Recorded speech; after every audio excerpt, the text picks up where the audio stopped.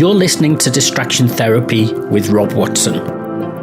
Conversations about how we find meaning in our lives and what it's like to be part of a meta-modern world. Hello, it's Thursday the 1st of December. I'm Rob Watson and this is an episode of Distraction Therapy, and today I'm joined by Dafydd Roberts. How are you today? I'm okay. I've got a bit of a headache actually because I've been eating some bad food, and I find I if I do that I wake up with a headache. So that's what I've got. So at least it's not a hangover, I suppose. No, I don't drink hardly ever. I would say now I don't drink at all, so it's not a hangover. No. Good. I had my first hangover on Sunday. I was in Bordeaux with my sister, and we drank some kind of liqueur, and it was so nice. We finished off the bottle. So Sunday morning was a bit rough. Yeah, it's a distant memory drinking. I mean, I certainly like the idea and all the in I don't know, Victorian novels, whatever, people sitting down drinking liqueurs like you were saying, but it doesn't really agree with me anymore. So no, I'm the same. It's very, very rare these days, so that's good. It's mainly ailments now. So I wanted to bring you on this for a while because I really like the work that you do in your music. I find it really inspiring. And I wanted to know more about how you approach it, what it's about, and what you do. Could you give us a kind of an introduction to Listen to the Voice of Fire? Is that, I've got that right? Sorry, I have these things in front of me, and it's like attention to detail. Attention to detail. I've got like 15 web pages up, and it's like, and then all of a sudden your mind goes blank when you need to name something. But I mean, just for people listening to get a sense of what you do, could you give us a rundown of that? I'll try to. Yes, and yes, it'll be. I don't know what level of detail you need. So, what can I say? Well, I'm going to start, with a vague history. I mean, I've always been interested in music, as a consumer, as an audience member, or whatever, and then over a number of years, got involved in making music, not as a professional, but as an amateur or a hobbyist or whatever. So I did that for a number of years, and then through work, I mean, it was coming together of a range of things. Through work, I managed to access some money, which I thought, I'll use this for a project that I had in mind. And there was a range of things that came together. I'm not giving a very good, not really giving a very good answer, but so a range of things happened. And as I was approaching the middle part of my life, at the same time as this was happening, I kind of thought what I'd always wanted to do, but hadn't done, was play live. I'd always sort of recorded in home studios and things like that. I'd completed my doctorate many years ago, and then sort of like ignored it. I scarcely remember what it was about now, to be honest with you. But all these things were coming together at a good time, in terms of there was the 300 year anniversary of the death of the pseudoscientist alchemist that I had researched. And all these things, and this little pot of money and this desire to play live, all came together. I thought, well, I've got this money, I've got this opportunity. So what I did was put together a symposium at the National Library of Wales around alchemy, which is not exactly what I'm interested in, but alchemy and sound. I think since this is the most verbose non-answer in history, I'm afraid.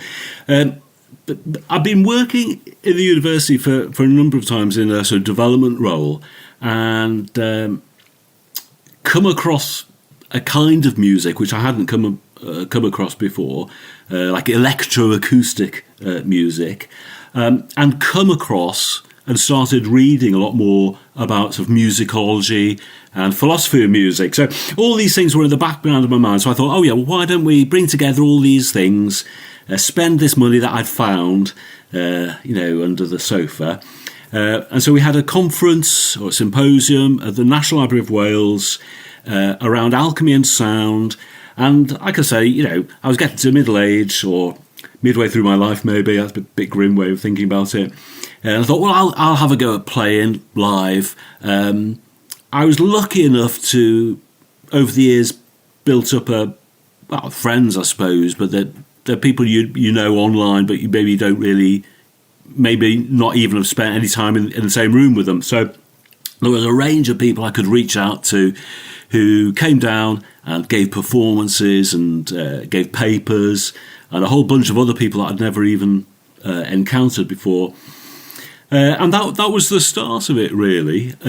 So Listen to the Voice of Fire originated in that symposium, and it was a sort of pseudo-academic exploration of, very poor use of the word experimental, doesn't really mean anything, but of experimental music with some relation, sometimes quite a general relation to alchemy or whatever however you might want to come at it. So I started off doing that, and then many, many years ago, we got funding from the lottery, actually, to set up a small, this was kind of pre-internet, really, record label. So we had set up a small record label, and that had come to an end in the way everything comes to an end. So I really enjoyed doing the symposium. So basically what I did with Listen to the Voice of Fire was started doing concerts in Aberystwyth, Ceredigion, West Wales, and then started issuing new material by other people. So like a record label, but how things are now, everything was online. So we did all of those things online. So we did the workshops, concerts, symposiums, some pseudo-academic projects, and it was intended really to be fun, principally fun, actually, but also an opportunity, in a way, to get back to doing what I'd done when we'd had the record label, and I'd sort of I'd missed some of that. An opportunity to be creative, because I'd possibly become a little bit sort of moribund, and yeah, it was a sort of spur to release music by other people that I was interested in, and also put concerts on. As I said, so this verbosity is my middle name.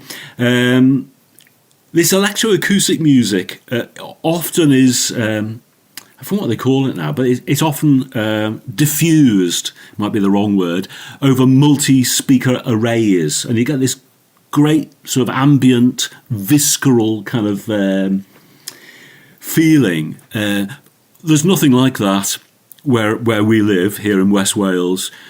And so I was going to Birmingham, Bangor, London, wherever, to kind of to go to these special setups to listen to music that was produced like that.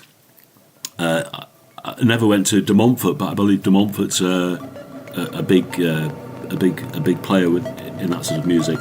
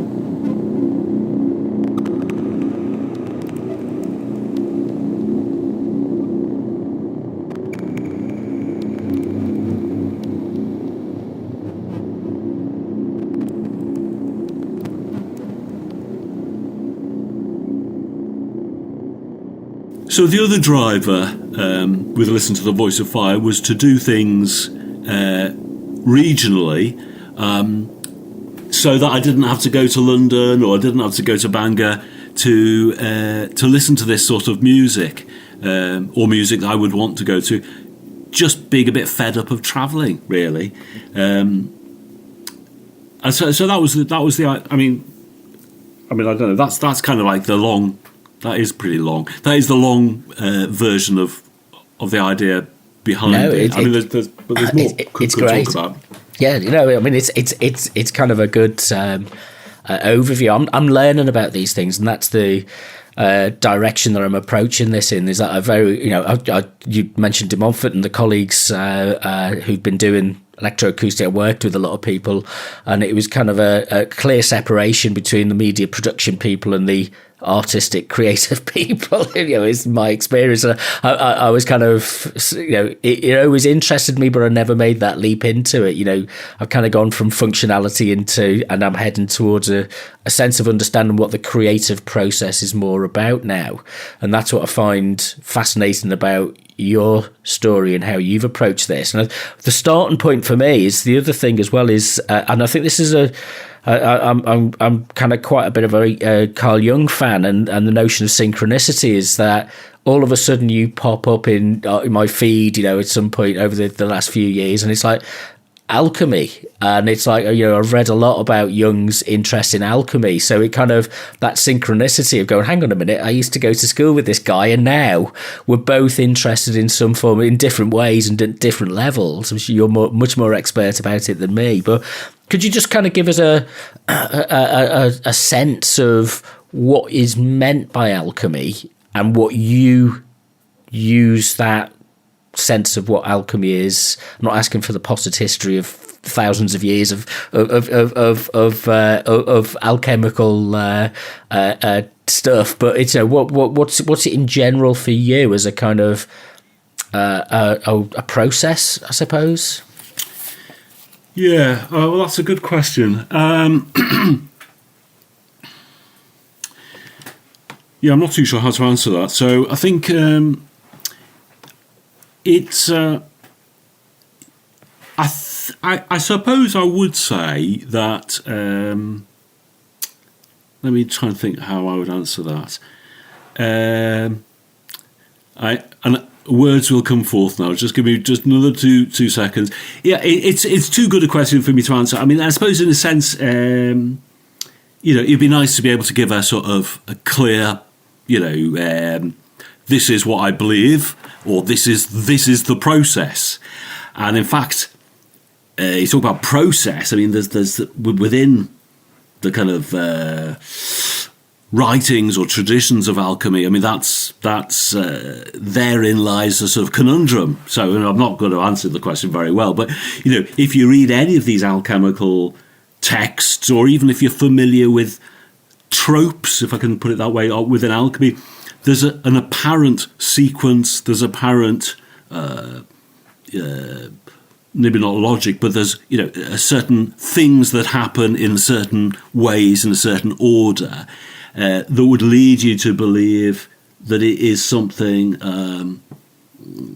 What did you used functional, almost functional. You can follow a set of processes and it yields a certain set of results. It's more of a symbolic logic than a functional logic in the modern sense. Well, what I was going to say was that within a lot of alchemical writings, that clearly is part of it in terms of, you do this. These are the if you're looking at 16th century, 17th century, these are the receipts, the chemical recipes that you follow. And yet at the same time, if you look at the texts from that period, they are so diffuse and everything's connected, and it's so full of confusion and opposites and approximates and a sort of atrophy of language. So it, at the same time, it can't be this thing that you want it to be. So whilst there's an appeal to authority, the kind of forefathers of alchemy, at the same time, always there's kind of a personal, individual kind of response.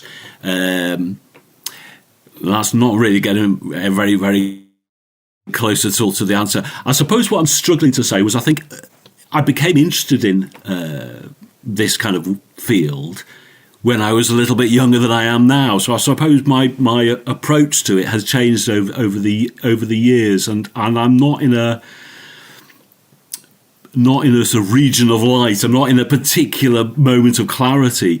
I think earlier on. I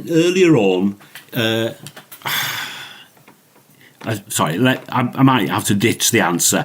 I think certainly it's evocative and it reaches out to you, the language and the ideas and the images. So oftentimes these were sort of images that I might use to kind of fashion a piece of music. So there was not like an occult practice at work in terms of the actual creation of the music. More, like a theme or something might suggest something, or the other way around, a piece of, forgetting, or you might ask about process another time, but or another way is making something first and then afterwards a name, if it has to have a name, comes out of it. So it comes afterwards. In a way it's a bit like it could be a bit of not a serious. It's not like it's not like I've got a laboratory downstairs and I go downstairs and do alchemy, whatever that might mean, and that a piece of music actually sort of is part of that process. These ideas are imaginative ideas, and I think when I was younger, I was more had more of a sense of divinity, maybe a personal, or at least a sort of some sense of a religious presence in the world. I feel less like that now, but there are things about alchemy that are still intriguing. And I realise as I've come to an end that is definitely not much of an answer. No, I think there is a lot in there. And my first observation is that we are kind of live in a world where our process management is very kind of modern scientific process management. You feed the creative process by putting in X and you'll get Y out of it. And, that's my experience was that typically if you're when I've taught media students, the standard question is think about your audience. What does your audience want from this? And it's like, well, who cares? It's like, but there are other processes out there which are much more about, as you say, diffuse, kind of ambient, without being predetermined as to what their outcomes are going to be. It is much more kind of use the phrase a lot these days about emergence, and it is about transformation rather than it necessarily being about expectations of outcomes and transactions and things like that. So it's you're exploring an area which ties into intuition in much more of an approach rather than it being specific, and for the audience and the listener as well, that their approach has to be very much more, actually let's find out what the outcome of this is going to be as we participate in the co-experience of listening to the music that you're producing. Does that make sense? Yeah, well, there's, again, like you say, there's some things in there. I mean, I don't know. I mean, I do think about. I mean, I've got various musical projects, and I think for some of them, I might think about. I like to think I might think about an audience, but generally speaking, for the stuff that I've done, well, for a lot of the stuff that's got more of a hermetic or an alchemical aspect to it, most of that stuff is created intuitively, and there's something visceral about. I'm sure other people would be able to analyse, musically what's going on. But there's something about, well, it's just music, isn't it? You want to get into you want to inhabit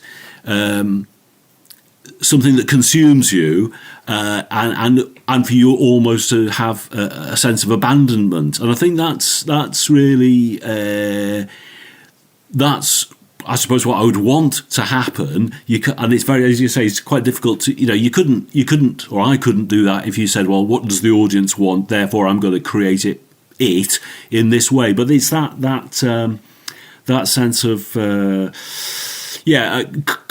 being consumed, that or have an epiphany or a moment out of time, or some, maybe it's some sort of transformative thing, is really what is desirable for me as a person that would try to make something, and generally try to make something quite quickly.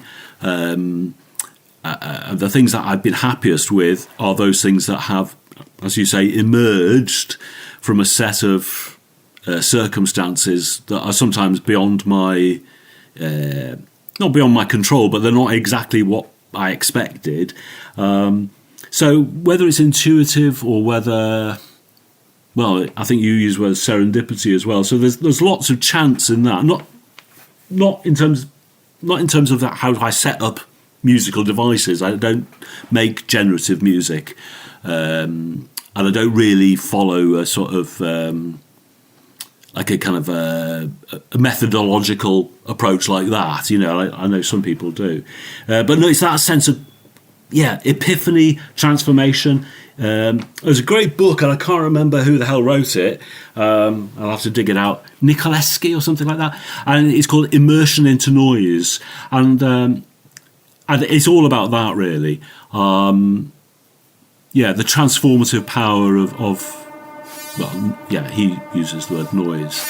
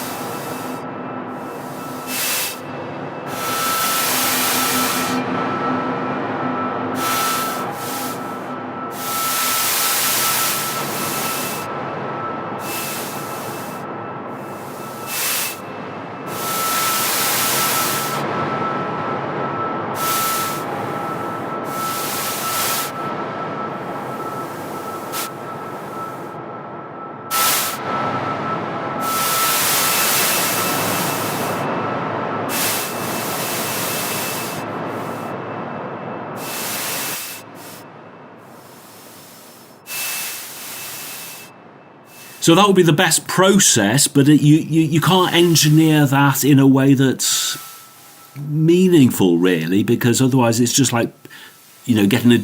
Well, I don't have a distortion pedal. It'd be like saying, I need a distortion pedal in order to do this, because that'll create this harsh ambience. So the terrain is always different, and that's what you want to have, that journey, but you can't get that journey if there isn't a clear map to that place that you go to every time, which is a bit of a nuisance, really. It's kind of entirely, it's fascinating, and I kind of wondering if you could, when you've created projects in the past, and you've what kind of tools, what would you say is the kind of, because there's a question I want to ask you about place and where you're based, and how does that, what feeds into this in terms of, it's not just sitting in the studio with some instruments, but there are other things that inform this. I'm not very good at asking simple questions, so they always end up being quite complex and difficult to answer. But I can't answer simple or complex questions. we'll manage. It's but is what do you regard as the kind of the range of the palette, the range of tools that you've got that inform that you use for your recording process? So you do some electronics, do you do some field recordings, I'm being kind of maybe too simplistic with this, but what do you look for, and what do you build it up from? Well, I mean, I'll say, I'll just give a vague answer now, I suppose. So when I what would be a good way of answering it? I mean, I'll try to answer it simply. So back in the day, before the computer, and so therefore for a first number of releases that I did, we used, I say we, the royal we really, a 4-track cassette recorder. So when I started having a sort of public expression of this kind of musical project, I used cassette recorders, and as you say, field recording. Well, people didn't really call it field recording particularly then, but yes, you went around with a tape recorder and recorded whatever it was, the natural sounds wherever you were, and then you could do you could do very, very basic editing, so you could play things, slow things down or whatever, speed them up, and the old favourite, play it backwards. So I used to use that a lot, the cassette tapes, and I had a couple of reverb units that, and delay units, of course, cheap pedals, cheap.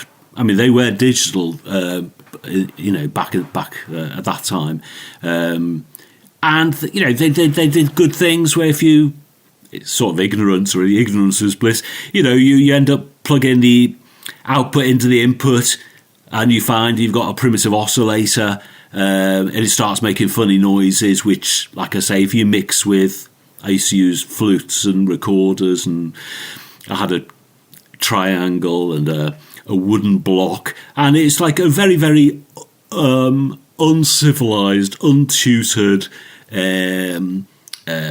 palette, you said, but sort of like a mishmash of just whatever was around the place. Throw a bit of guitar, scrape a guitar, partly because it's not really exploration, although it is, but partly because it just sounds really good, and back in the early days, before the computer again, as I say, I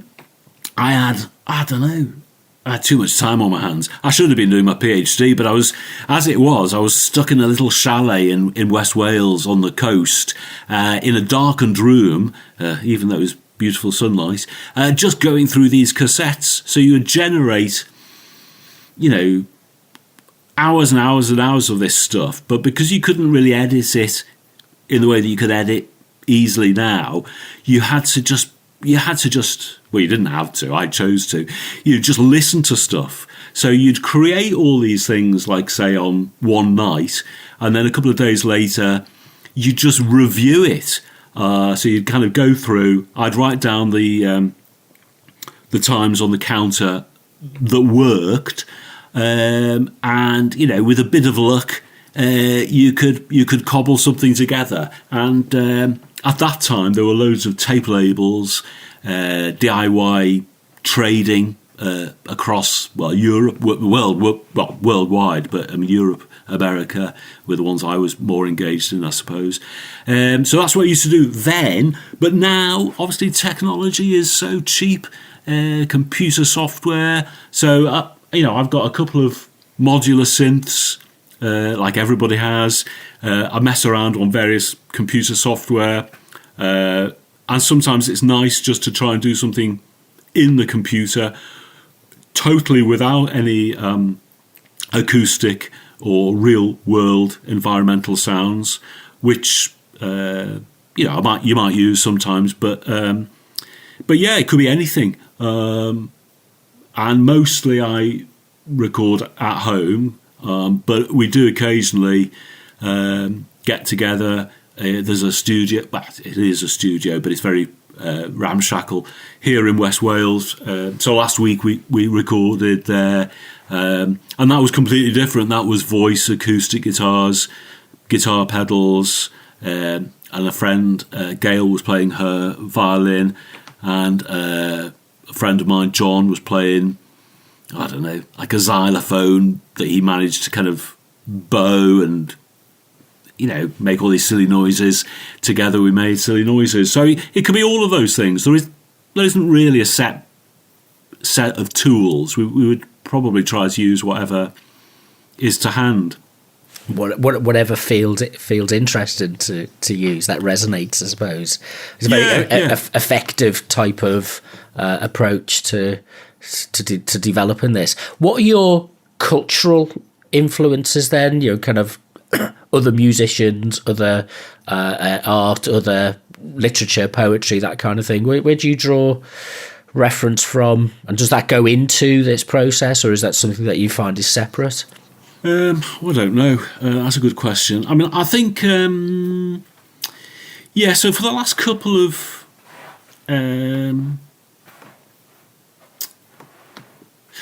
poetry is something I've always been interested in, and let slide a little bit as well. I mean, so when I was a bit younger, I was a bit more,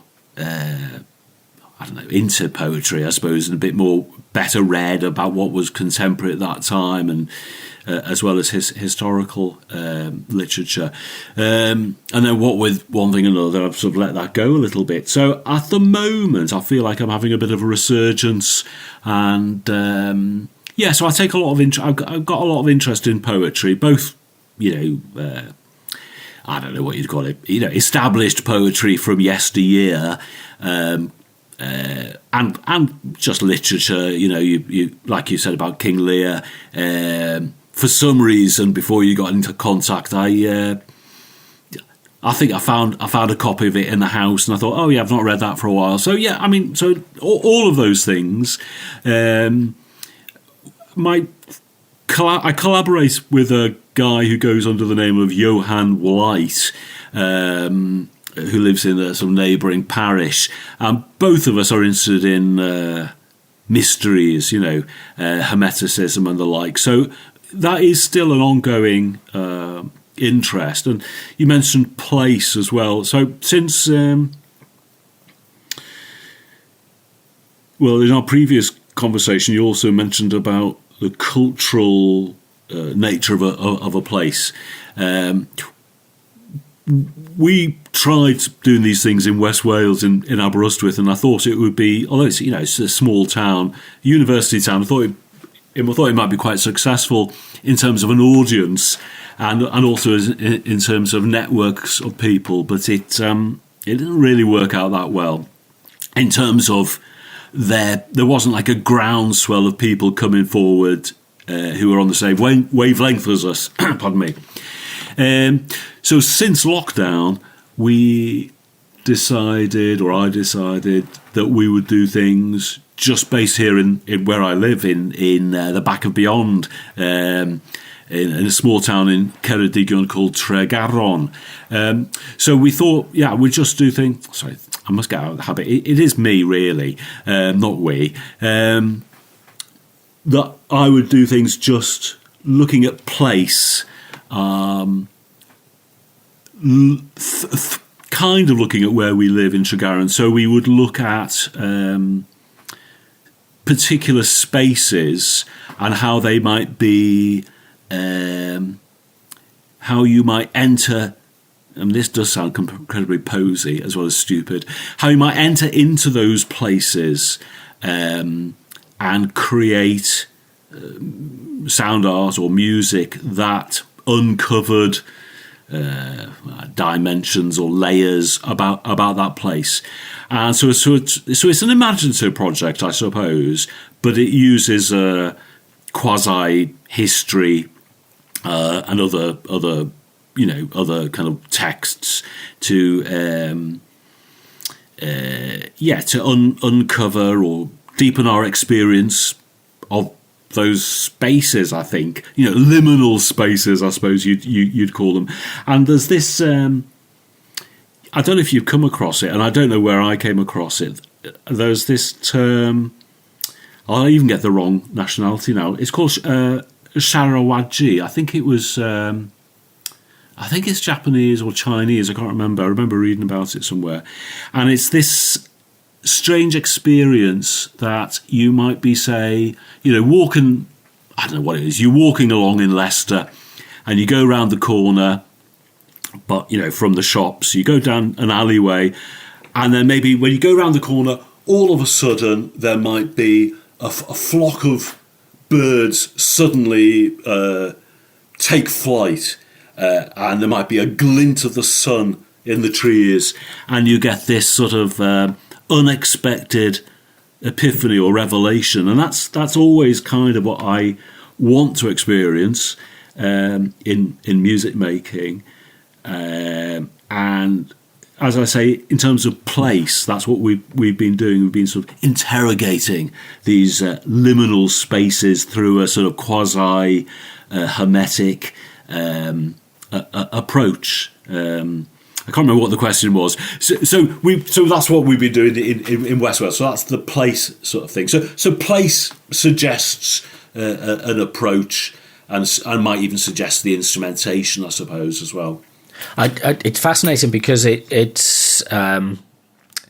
I've got into reading a bit about German idealism, which kind of, I think I tried to read Kant many years ago, and it's almost impossible to understand. But I've kind of worked back through the critique of pure reason, and then I'm reading a bit of Schopenhauer and Schelling and people like that, and the notion that of the imaginative process, and this follows through from my interest with Jung, is the imaginative process is that drawing in from the edges of our consciousness. There are things, the phenomenal world and the nominal world, I think the phrase is, and it's there are things out there that we just we're not able to conceptualize because we don't have that framework yet, but we're bringing it in from the imagination. I had a really great conversation with a friend of mine, Russell, who is based in Cardiff, about Welsh horror stories, and they were looking at kind of the idea of horror films and the tradition of spooky. That's the word I'm looking for. Kind of, not a cult, but the kind of there's a tradition in Ireland, for example, of kind of fairies and ghouls and witches and things, and there's that in England. But does Wales really have this? And we had this conversation about how do you bring these, and folk stories and poetry and music brings that into our sense of consciousness, I suppose. It's part of the backdrop, and that's why I was interested in place, because that process that you just described, the Sarawagi, I think it was, you said. Yeah, Sarawagi, yeah. So is that kind of moment where you get these things go beyond our conscious experience and an aesthetic experience, and that ties me back into what you're saying about hermeticism and meaningfulness, because we live in a world now which is kind of programmed to say that everything is automatically meaningful in itself, and having those... it might be a romantic view of these things, but having that experience outside of those limitations of the constructed and received and accepted aesthetic boundaries, if you like, is kind of now where I'm much more interested in trying to explore. And there's the Western culture is based around this. But it doesn't get in modern society. It doesn't get, postmodern society. It doesn't get much of a runabout, if you like. It's just kind of very functional. You put your money in the slot, the jukebox mentality, and it plays the song that you want, and you get what you want out of it. And nothing kind of goes beyond that experience. So it's kind of why I'm drawn to what you're doing, because it goes beyond those kind of boundaries, and it looks towards the edges of perception, I suppose. Yeah, well, that's. I mean, I don't know how to. I don't know what to say. I mean, but I'm glad that anybody pay. Well, that's very nice to hear you say that. I don't have a great deal of faith in. I don't have a great deal of faith in what I do. I mean, in a sense, and I think a couple of times you mentioned about audience and things like that. I mean, it's obviously nice to have this conversation and to hook up with other people who have some sort of interest, at least in what you're doing. But I kind of think, even if, I mean, and again, this possibly sounds a bit arrogant in one sense, but I think it would carry on regardless. And there are many people that do carry on regardless without any sense of audience, whether it's a virtual audience or an actual audience. So I personally think audiences are overrated, and the constant addressing things to an audience. Actually, I'm finding now, and I come kind of a radio background in terms of thinking. Radio is incredibly tightly focused on audience expectations and coming up next, and we've just told you this, and next we're going to tell you this. And it's like there's no room to breathe. It's not. I mean, there's some examples of it. Radio 3 does some kind of cracking stuff, but it's the space to just imagine and immerse yourself. I think it's the phrases that we're using in that kind of diffused sound world. It's kind of it's fragile and it needs protection.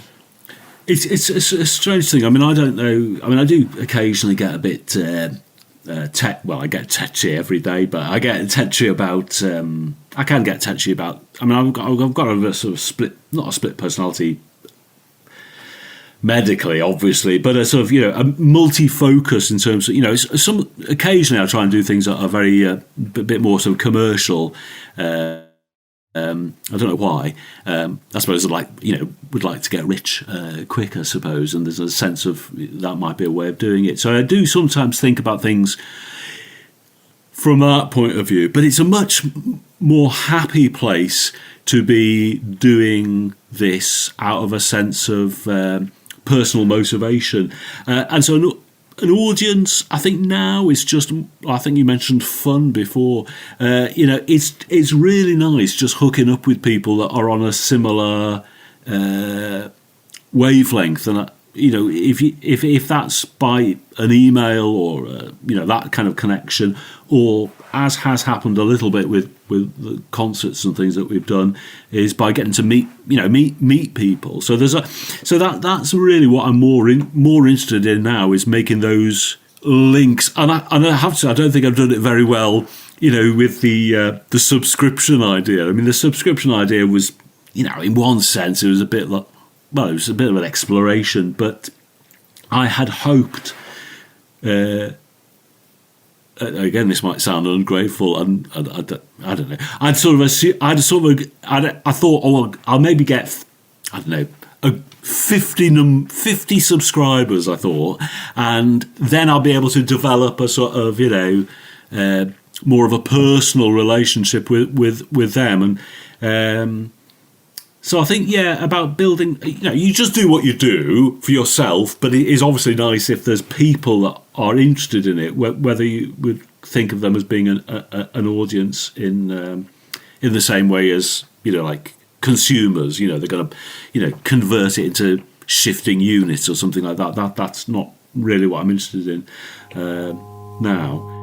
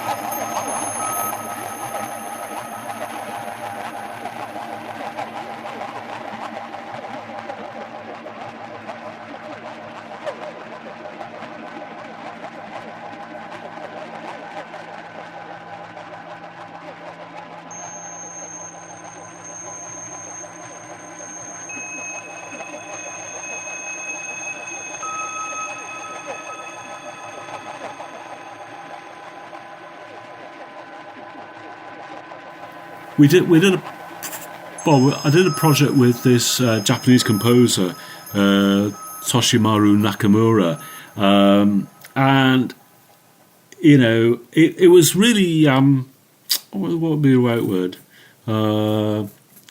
Eye-opening in a way, and it was a bit of an exposure for me in a sort of into improvised music, which is not really something that I have any well, maybe not credibility. I don't want to say that any credibility, but it's not something that I come from. I mean, I've tried to kind of get into, I suppose, or into that world a little bit.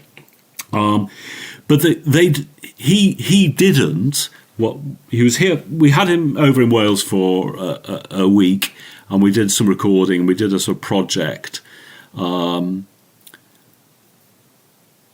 And so I sort of spent a small amount of time with him. But he wasn't interested in meaningfulness, in a sense. There would be no analysis of what you were doing. And I find that really freeing. So, and a couple of times I've been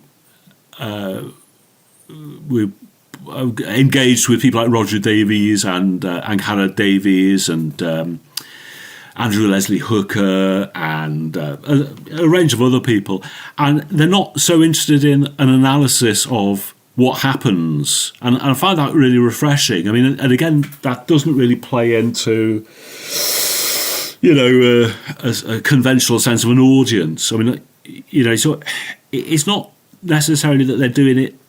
I don't think I would say that they would do it, whatever that is, it is, for themselves, because if nobody was there, they probably wouldn't do it. But so the idea of doing the thing, and the thing just standing or falling by itself without any apparatus for explanation or analysis. I find that actually very freeing and quite and very attractive. But yeah, you didn't really ask me anything, so I just I think it's great. If you did, I'm afraid I just got lost. So although we.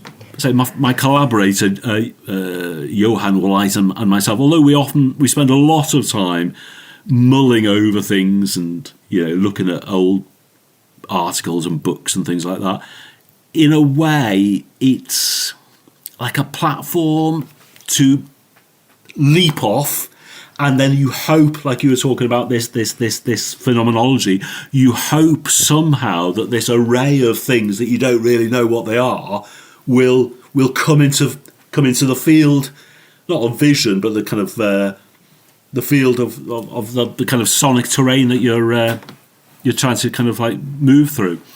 But non-meaningful is probably a desirable place to be. I think what's fascinating is increasingly I'm about trying to remove the scaffolding around things. Typically, if you go into an art gallery these days, and it's lots of signage on the walls explaining what the work is and mini essays, and it's like you can't actually see the work itself. And I mean, the context is specific in some ways, but it's and lots of things that we do, particularly with audio, is it's mass distributed audio or sonic work is often, it's kind of you feel this, you kind of have to hold yourself back from explaining what it is and just trusting people to engage with it and discover something for themselves. And that's quite a challenge.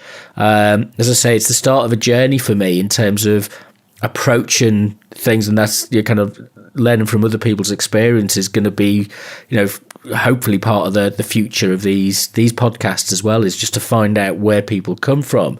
Because unfortunately, I think some of it is also bound with, it was a phrase that you used a moment ago, which is it's the, there are kind of, if I use the phrase cliques, there are cliques of electroacoustic people, and there are cliques of people who do improvised music. And I'm rubbish of being confident about participating as an equal in those kind of situations, because I always feel on the back foot about it. And it's kind of like how we separate those two things as well. It's like this is for everyone. You don't have to be an expert. You don't have to have a PhD to do this. You can engage with this on a purely on an aesthetic level, purely as long as you're open to that. And it's about removing those boundaries for me.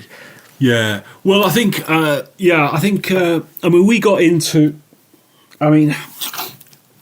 So I suppose we got into all of this sort of stuff. Obviously I had an interest in music and a sort of more of a conventional musical background as a younger person. And then I think what happened is we came to the middle of nowhere to do I came to West Wales to do my PhD at Lampeter, and we were living in a chalet in the middle of nowhere. And somehow, from somewhere, we'd picked up a fanzine, probably in Liverpool, before we left the city, for good, as it turned out. And it was full of, weird named entities across the globe and the United Kingdom that were, making stuff. And they were, and as I say, pre-internet, it was all very random, really. But they were all DIY. They were just doing things themselves, and they weren't. They probably were parts of scenes, if you like, or cliques or whatever. But when you were just dipping your toe into this and you didn't know anything about it, it was incredibly liberating to come across. Tape labels in the United Kingdom that I was involved with were things like Music and Elsewhere, and there was one down, what was he called, down in Better Days Distribution, and all these sort of things. These were people who were just doing that, making stuff, whether you want to call it art or rock or pop or whatever you call it. They were doing their own stuff and making their own networks.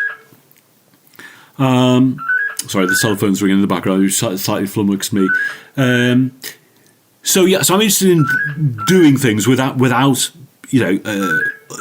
official sanction, and I think that when I started in working in the university, which I, prior to that, I worked in the voluntary sector for a long time in the community development work. But when I started working at the university, I simply couldn't understand it. That there were friends of mine now, but people, academics that were academics, and at the same time, so in effect they were doing what my friends would do as DIY music, but they were doing it within academia. But it was acquiring a certain, because of things like the research assessment exercise or the research excellence framework, the university need to justify expenditure and value. It became wrapped up in all the sort of became very inward. Really, they just became academic in all the wrong, in the sort of negative connotations of the word. So I found it both. What would be the word? Oh my gosh! There's a piece that I could make what is now called, or I understand could be called, electroacoustic music. I could make these sound diffusions because I've got this software, and this is a world I could go into.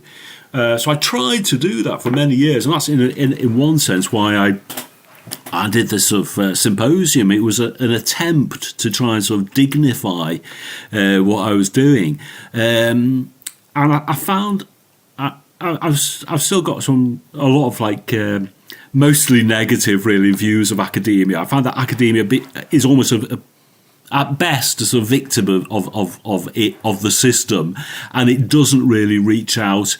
In my experience, which is limited, doesn't often reach out in a way that it could do, given so much resources and expertise and talent lies there. Often it's a very, very cliquey, as you say, inward sort of process. Not always, but in my one, I'm talking about one region, really. I suppose. So I think the thing with improvised music as well. I mean, like Nakamura or Toshi was saying, there was no analysis of what the music was that they did. They just turned up, and in Japan, where he had, I think, set up a series of improvisation performances on a regular basis. Pretty much, it seemed like anybody that could turn up to do something, there was an opportunity for them to do it, and again, very liberating. I think there was no sort of, at least amongst the performers, if you're going to call them performers, or the agents, or whatever you want to call them, there was no sort of analysis about, I really like the way you did that, or what did that mean? There was no. So I think that I found that is very, very liberating, and again through the really positive thing from some of the Listen to the Voice of Fire things that I've done, it's been really not levelling. That's not quite the right way of thinking about it. It's been very inclusive, that you find musicians who are professional musicians but are maybe in the same sound world as others who aren't doing it for a living. A lot of those characters are really open, really positive, and as you say, there's no. With a lot of those people I've met, I mean, some I've mentioned, but others as well, that they don't have this sense, that they themselves don't have this sense of them and us, and certain cliques. I think. I suppose I would say they're just consumed by music, or they're musicians, or they're artists, or whatever, and therefore they're kind of open, really. And that's possibly slightly naive, because I know there are cliques and people want to get ahead, and they will. I probably do as well. They want to be on the front cover of the magazine or whatever it might be. But the improvisation in Wales, and there's networks. There's a network that or helped set up, but I'm not involved with it so much now in an organisational way, called CODI, which means to rise up or get up, I suppose. And that's to support what we've called off-grid, which again is not really entirely satisfactory. But it's about inclusivity of multiple kind of approaches to making music, and it's great. There's a great mix of, as I say, professional or amateur, in the true sense of the word. So I think free improvisation. Well, no, I don't know. I don't know. I mean, I'm sure there's lots of cliques and stuff. Yeah, definitely. Well, let's kind of finish off. We've got a couple of minutes left. What have you got coming up that you're looking forward to? What kind of you feel inspired by at the moment? That's your next stage of your work. Oh, right. Setting aside mostly what we've touched on, I've got a kind of more I suppose it is more commercial in my eyes, at least, a kind of some more electronic, psychedelic, folk choral project. So I'm very enthusiastic about that. So I've got a concert myself next in a couple of weeks. Performance concert, whatever. And then in March of next year, we've created this Gwyl Ffynnon Sant Caron. So we have a festival for St. Caron's Well. So we did that just this March, and we've got that again coming up next March. And again, it's a great opportunity to kind of old friends from different parts of the United Kingdom, as well as some new people that I've only got to learn of recently. They'll come to Tregaron. Maybe your audience members, yourself, maybe even, you're welcome to come along to the back of Beyond, this rather obscure part of Wales, which is rather awkward to get to. So that's in March, and I think. Yeah, so I've got a couple. So that's personally what my projects are, and that's what I'm really focused on.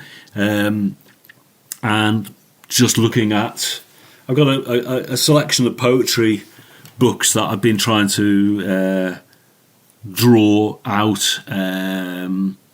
I got a book years ago of Welsh poets of the 1970s, and it was actually edited by some guy who, obviously, it doesn't matter who he is really, but after my mother's untimely death, my father, who was considerably older, I'm sure you won't remember him, but he remarried some lady, and her brother was actually the editor of this book of poetry, which I've had for years, and it's as somebody that grew up in England, not speaking Welsh particularly, it's easy to be completely ignorant of poetry created, from the United Kingdom, in one of the languages of the United Kingdom, and in this case being Wales. So this collection of poetry from the 70s is it's interesting because it's fairly recent, because it's the 1970s, but it's a completely different time and a different language, but it's very striking as well. Some of the religious sensibilities, or poetry that addresses place, and I'm so basically trying to use that to fashion probably a collection of music. So that's kind of what I'm doing as well. Wow, well, I really look forward to listening to that. So, what's the best way for people to get in contact with you, if you want them to? I think probably the best thing, it depends what they want, doesn't it? I mean, they can go, if it's like about music, then if they go to Bandcamp, and if they look for Listen to the Voice of Fire, then most of the music is free or very cheap to listen to, or people can buy it if they want. So that's the best way to kind of find out about most recent music. And if they want to contact me, I think you can contact me through Bandcamp, and I'll be very happy. Or Twitter as well. I'm at Uterpe Sequence on Twitter, which I still do use at the moment, even though everybody seems to be leaving it. Yeah, that's a different topic for another podcast, isn't it? Yeah, it is, yeah. Dafydd, it's been fantastic. I'm just going to do a quick wrap up, and then I can press stop, and then we can have a little chat afterwards. So you've been listening to a Distraction Therapy podcast with me, Rob Watson. If you want more information, go to my website at robwatsonmedia.net, and I'm on Twitter and Instagram at robwmedia. But until next time, thanks very much. You've been listening to Distraction Therapy with me, Rob Watson. Find out more at robwatsonmedia.net, or follow me on Instagram and Twitter at robwmedia.